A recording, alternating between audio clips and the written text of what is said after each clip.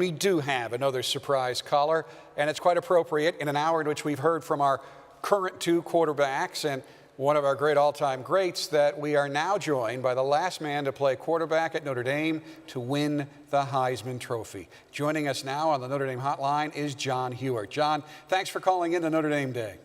Well, you're very welcome. It's really fun for me to watch the show today, which has been just great. Brady Quinn, one of my favorites.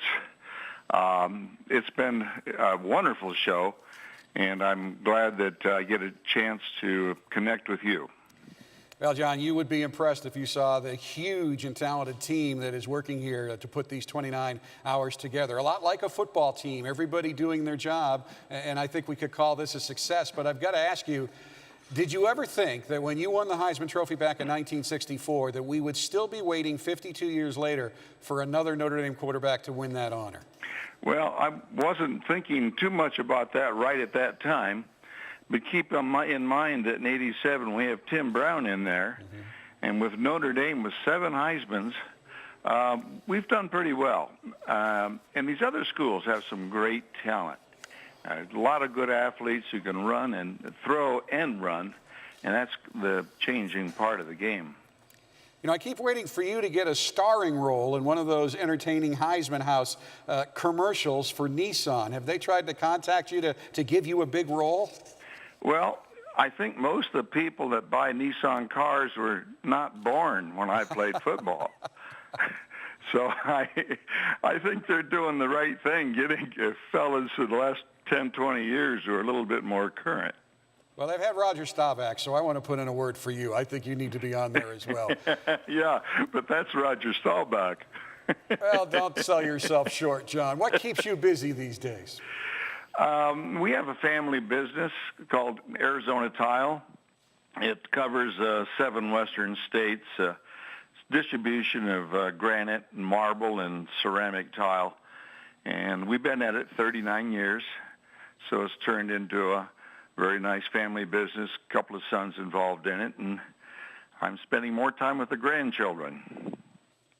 Now, I know you follow Notre Dame football very, very closely. I've had the pleasure of being able to talk with you personally here on campus numerous times in recent years, and I know as a quarterback, you're always in a competition. No team only wants to have one guy who can play.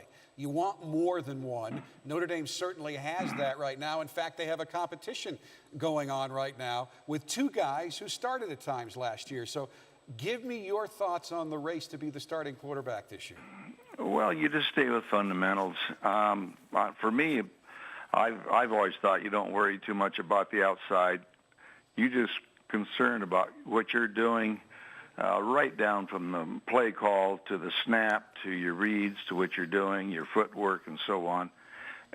Let the chips fall where they may. You stay on concentrating on your own business, I think is the best way to be a good athlete. John, as we wrap this up, and I know and it's already happening to me, but as we get older and we look back on some of the things that really shaped us as people, as you look back on your years at Notre Dame, can you sum up the impact that Notre Dame had on you then and the impact it continues to have on you today? Well, I had a very unusual situation, just struggling for 3 years. I only played 1 year at Notre Dame. In a short 10 weeks in the fall of '64 with a fabulous coach, Eric Parsegian, great receiver, Jack Snow, and a whole group of good teammates.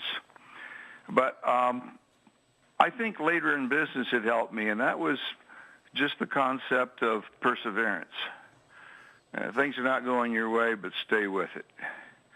And I later, 20 years later, 30 years later, I found that in business too. You know, things are rough, but you got to stay with it. Get up and go into work next day and do what you got to do. There's a real relationship there between developing the habit of quitting, and it becomes lifelong. That, for me, was what I thought I got most out of Notre Dame.